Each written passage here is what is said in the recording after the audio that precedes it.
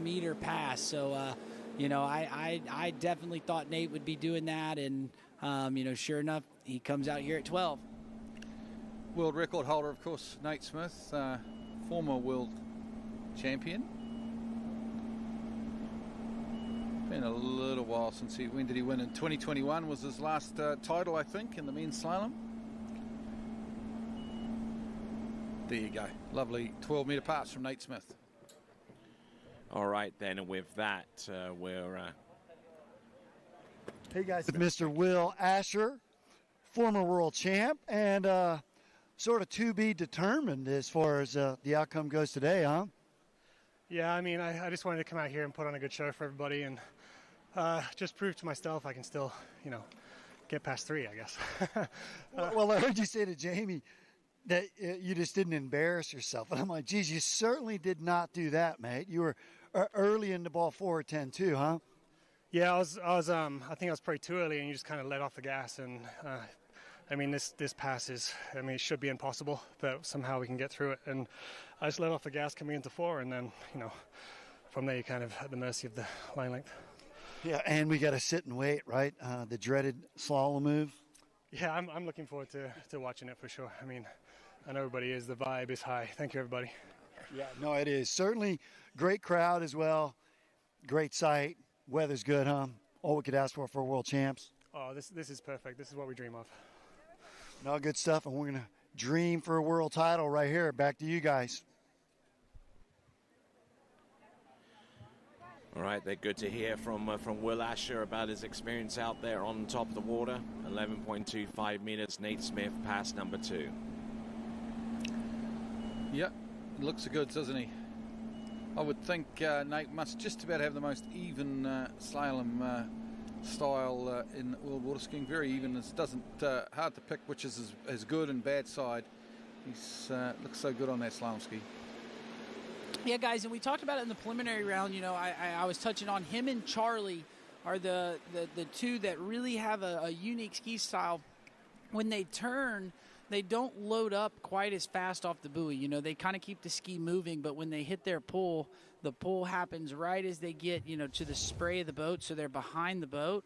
And, then they get a really good swing from the zero off. And, Nate's been doing it for years. That's why he's been skiing as well as he does. But you can see he turns and he just kind of waits on the boat to start to move, and then he goes.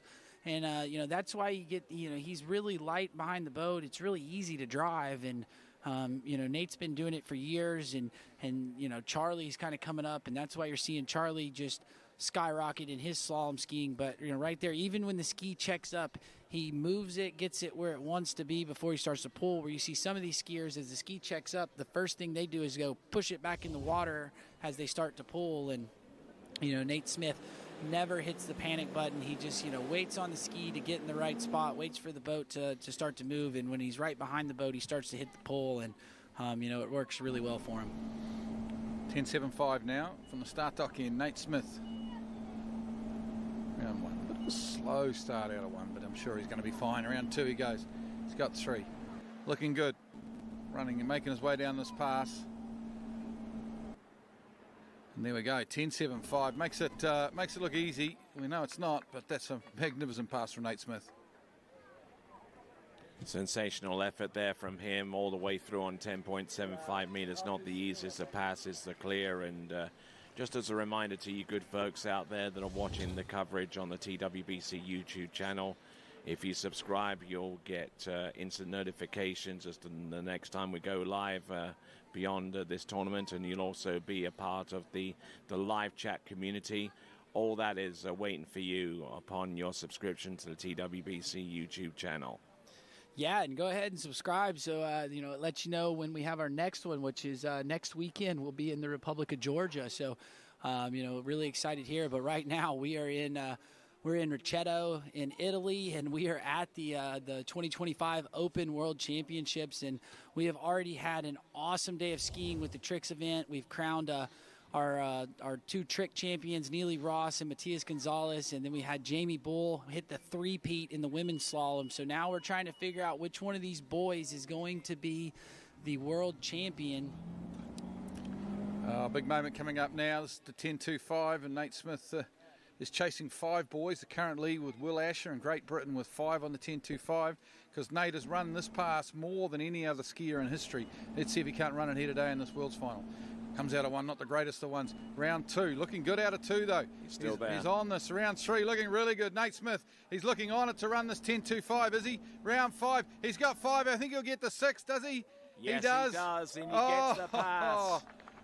He's going to be a hard man to beat now, isn't he, in this World Slalom Final? Jeez. Yeah, now the pressure is on for the boys. I mean, that was really good skiing. I didn't think he quite had the start there, but again, you know, guys, we were talking about how he never hits the panic button and he waits on the boat. And the thing about it is, if you start using that 0 off to your advantage, you can make up so much ground. And we'll see here, you know, you see he comes off a 1 and the ski bites on him a little bit. He checks up there, kind of gets pulled up, but you know, then he gets a good pull here. Now, right there is where he kind of gets himself back into it.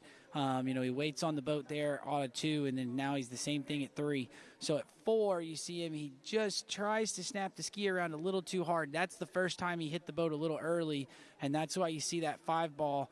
But, you know, there off a 5, he waits on the boat, and that, you know, he gets that 0 off to his advantage. It swings him out to 1 or out to 6 ball, and he's able to get outside of it. And, you know, you see the fist bump there from Nate because he knows he's done the really tough thing. So now the big thing here is you want to get more than a half or 1. And then that's that really kind of has a really, you know, almost closed the door on these guys. So we'll have to see what he's got here. He pulled out for the gates and rolling in, and he's going to elect to get 1. So now that basically says that if any of these other guys get it, they have to make a play on 1, or they can tie him, and then we get a runoff. But you know, Nate Smith doing a good job there. Now, I think when he pulled out for the gate, guys, I think he pulled out, and you see when he rolled when he rolled up to go to the glide, he rolled to the inside edge, and that kind of didn't get the gate that he was getting at the other passes, and so that's kind of what caused him to, you know, check up there at 1. But it was a smart play. You know, I think if he had tried to go turn here, he probably would have fallen over. But you saw him when he pulls out for the gates, he just rolls to that inside edge, and that bleeds off speed. And he was a little bit slow at the gate turn in. So, you know, smart skiing there out of Nate Smith, and really good skiing. You see him; he's losing speed there, so he's not as wide as he'd like to be, and really kind of knows he's not going to be able to get to 2 ball. So, takes his. You know, takes his 1 ball, and you know, a little fun fact there for Nate, he is the only guy that's ever run 10.25 or 41 off at the World Championships. So what about Joel Poland 2 years ago? I know you're right. You are correct there, Glenn. That's I completely forgot about that one. And Dane Meckler, in a runoff to try and make the final. All right, well, we're going to blame Vincent Saddlebar, who's in our ears giving us stats, and he gave us a false stat there. So sorry to Dane, sorry to Joel. You guys have done it as well, so definitely want to correct ourselves on when we get something wrong up here. Well done to Nate Smith. It's going to be tough to beat Nate Smith now in this final, but there are some skiers that can do it, and we look forward to that. So great skiing there from Nate. From Nate Smith. He's run 10.75 meters and 10.25 meters, probably more than any other. He's won Masters, Moomba Masters. He's a penultimate skier. 12-meter start for Charlie Ross of Canada. Well, he won the Moomba Masters, of course, to kick off the year. Can he pick up a world title as well? He's also, of course, under 21 champion. It's plenty of a really good year for Charlie. Plenty of titles already, but can he top it up with an open world slalom title? Well, we're going to head down to Wade. Hey guys, here with American Dane Meckler, and you're sitting equal third right now. But man, I know you personally.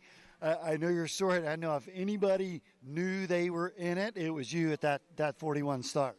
Yeah, I mean, I've been skiing really good coming to the event. I knew I could, maybe come out the gates there. And unfortunately, I got really slow in the gate. I'm just disappointed in myself that I let that happen, and had a lot of speed through the course. And by the time I got to 4, I was just flying, and decided just, you know what, I'll just take the 4, which probably should have tried to turn and go. But hey, we'll see. I'm still in the running for the podium. We'll see what happens. No, well, great skiing. I mean, you've had some great worlds over the years, and one of the handful of guys to make the 10-2 in the world champs. So great skiing. Well done.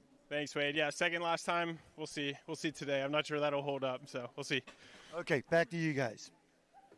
All right, and, again, you see he said he was a little bit slow there at the gate, and that causes him to, he had to leave those feet behind him. He couldn't get the speed through the turn, and, then just starts generating too much speed through the course. That's kind of what happens as you go through the gates with your feet behind you. Your ski starts flying to try to catch up with your upper body, but good skiing out of Dane, and here we go. We got Charlie Ross coming in at 11 meters, Glenn.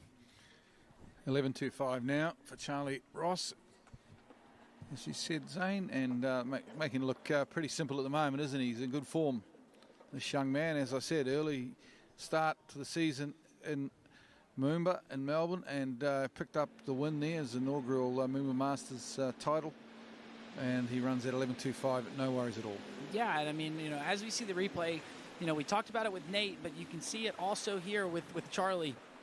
He turns, and he gets everything turns, lets the ski move, and then right as he hits the spray, that's when he really starts to hit his pull. So he's behind the boat and gets a good swing from the zero off, never generates too much speed, and that's what him and Nate right now, I think, are doing the best at. The two of them have got that part of their skiing dialed in, and that's what it allows them to run that 10.25 pretty consistently. And you see Charlie right as he hits the spray, he starts to load up here. He just waits on the boat, and then he hits the pull, and it just looks nice and smooth, and he's never really heavy on the boat. He's nice and light, and that's what you want to do, and that's what you got to do if you want to be able to run that 10.25 just at a regular time. So you get some guys that go a little heavier can get through it, but this is where you see Charlie. He's using that technique, and that's a skill that it's really hard as a skier to not want to turn and just go. You've got to kind of wait, and we'll shorten the rope up here. This will be 10.75. So I think yesterday he started at 13 meters, so doing a little bit different start. I think it was he was talking with Corey and I about that gate and saying he liked the gate at the far end, so electing to do something a little different here today to set himself up to get a good chance to run the 10.25.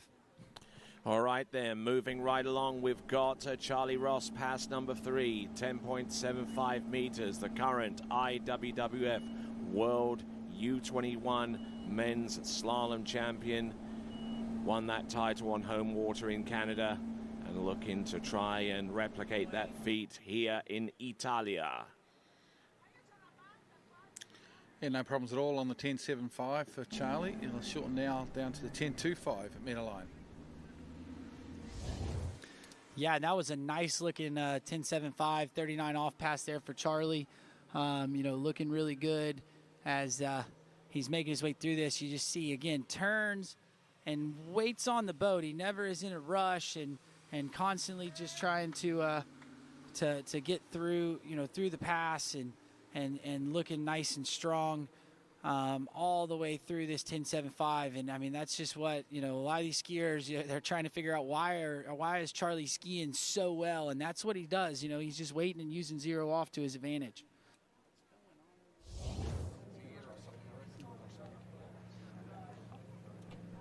All right there, so the Ross family looking out towards the slalom lake and seeing what Charlie can conjure up on his next pass. It is going to be 10.25 meters. Great shots there of Cole McCormick on the dock. Our last skier, he would not have got here and probably expected to be last off the dock in this final. He is going through his motions there, thinking about things.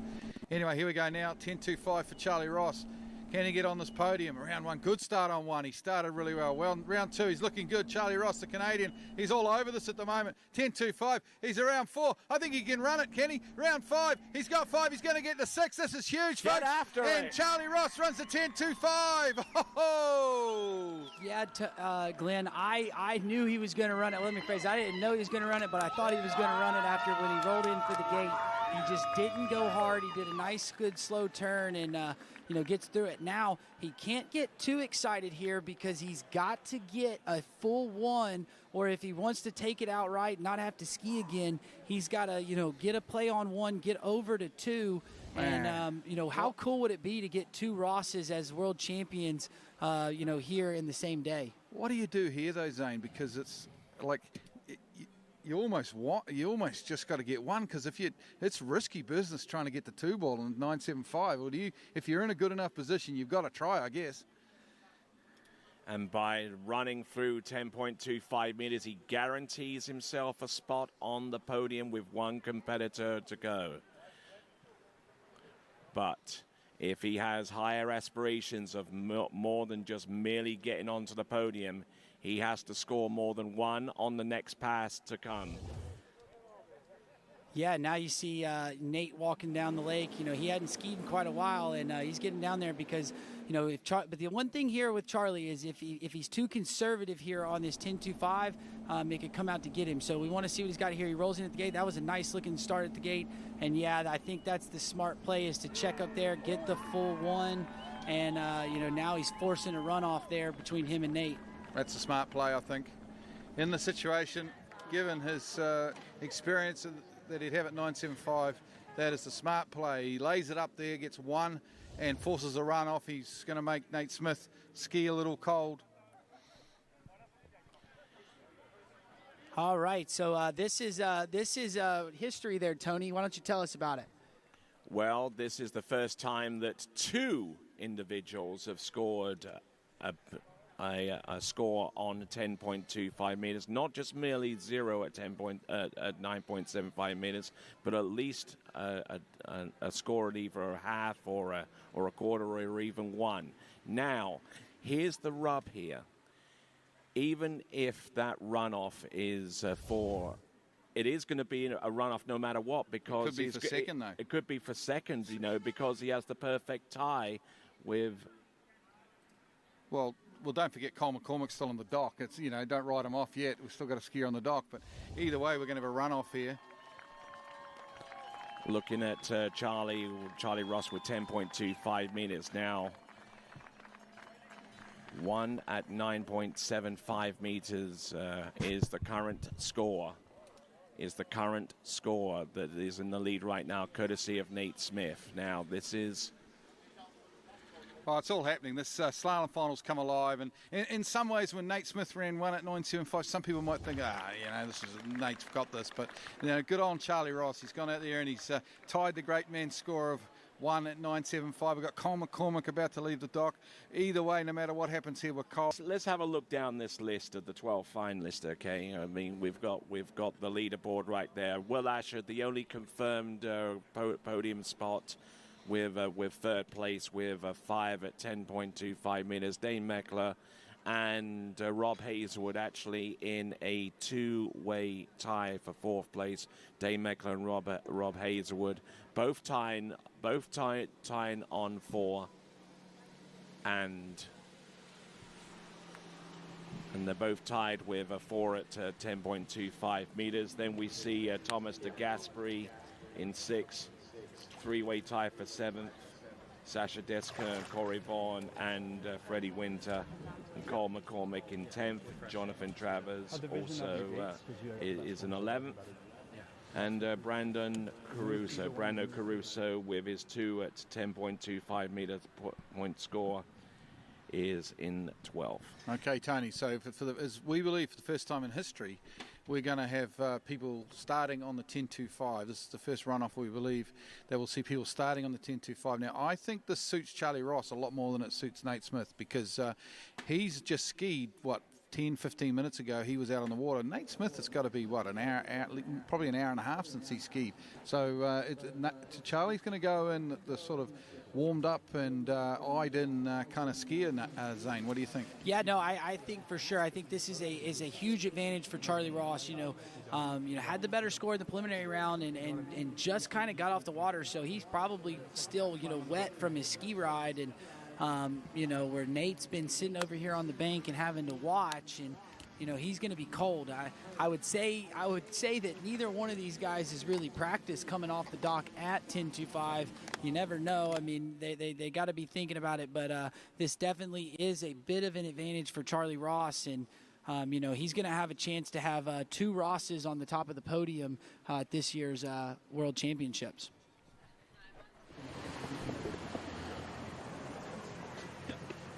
All right, so Charlie Ross, the current IWWF World U21 Men's Slalom Champion, won that on home water in Canada. Now let's see if we can upgrade that to winning the Open Men's Slalom World Championship right here in northern Italy, in the commune of Recetto, the province of Novara, and the region of Piemonte. We're here at the Park Nautico de Sesia. The Championship of the World with men's slalom continues on into the runoff situation. Charlie Ross, our first skier out. And Tony, I'm going to tell you, if your heart rate isn't through the roof, and everybody at home that's watching, then you are not an avid lover of water skiing. This is history being made, and this is huge here for the World Championships. 10.25 now. Every boy is going to be worth its weight in gold down this pass. Stands up a bit out of 1 into 2. He's in trouble. Oh no. My word! And that opens up the door. Yeah, that's tough. That leaves the door wide open there for Nate, you know. But again, we pointed out Nate has been off of the water for an hour and a half, so it's going to be hard to get in there and get a rhythm and get a gait. The other thing to point out there, boys, they were taking 10.25 from that far end down there, so they're now going to have to do 10.25 from this end, and you know, so it's a different setup. It's a totally different rhythm, and you know, you just see Charlie kind of not getting the turn there off of 1, a little slack line, and then pulls real long to 2 and just unable to hang on. You know, he was turning 2 to go further down it. You know, he's trying to make it really hard on Nate, and unfortunately there for Charlie, just 1.5. That's going to be the door's open there for Nate, but it's still not an easy task. And we see Charlie leaves his feet a little bit behind him there on the gate, which is something we hadn't seen him do, and that's why the ski just not quite coming around there at 1 like he wanted, and then he's trying to get it around at 2, but because he left his feet behind, there's such a small room for error there on the 41 off or 10.25 meter line length that you know, it caught him out there, wasn't able to get a turn and make a play on 3. Yeah, just remember that, right? All right, Nate Smith getting ready to go. Yep. He now has to get round 1, get round 2 into the wakes. Sounds simple, doesn't it? Yeah, but there ain't nothing simple about 10.25 there, Tony. I mean, it is there's skiers that'll never see that line length in their life, and right now on the dock you've got the man that has run this pass more than any other skier ever. And so if there's anybody that can do it, I think Nate Smith can come out there and be able to, you know, get a gate, get around 1, and then, you know, he knows all he has to do is get the ski outside of 2 and back to the wake. So, you know, he's sitting in a pretty good spot. It's just a matter of getting the gate and getting out of 1.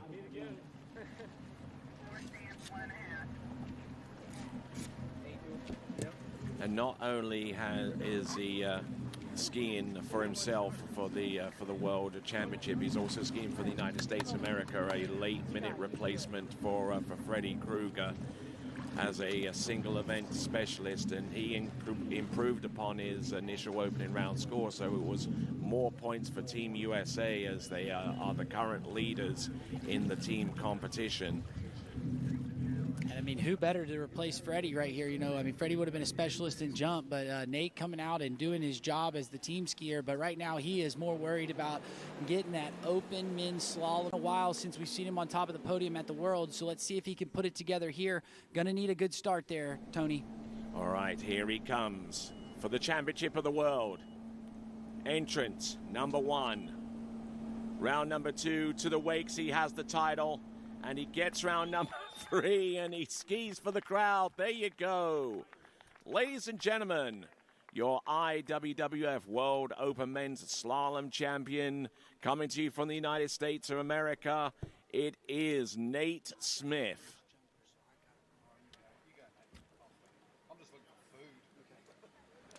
So fantastic skiing all the way throughout for each of our 12 combatants. As he's going to be brought back to the shore. The podium features Will Asher in third, Charlie Ross in second, and your champion of the world, let's give it up for him, please, Nate Smith from the United States of America.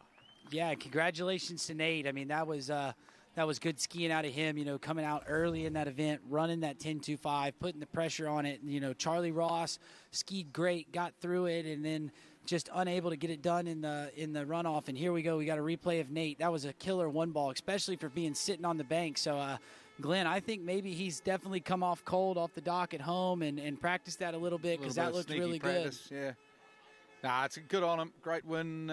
What a great final, the highest podium in history. And, of course, hats off too to Charlie Ross, who did sensationally there to run the 10.25 in this final and get one at 9.75. He'll get the silver. And then, of course, Will Asher, 5 at 10.25 was a great score. Kind of set the tone. Once Will Asher had skied that 5 at 10.25, it lifted the bar. And I think the reason, it's a bit of a kind of a strange thing to say, but the reason why we saw Charlie and Nate ski so well in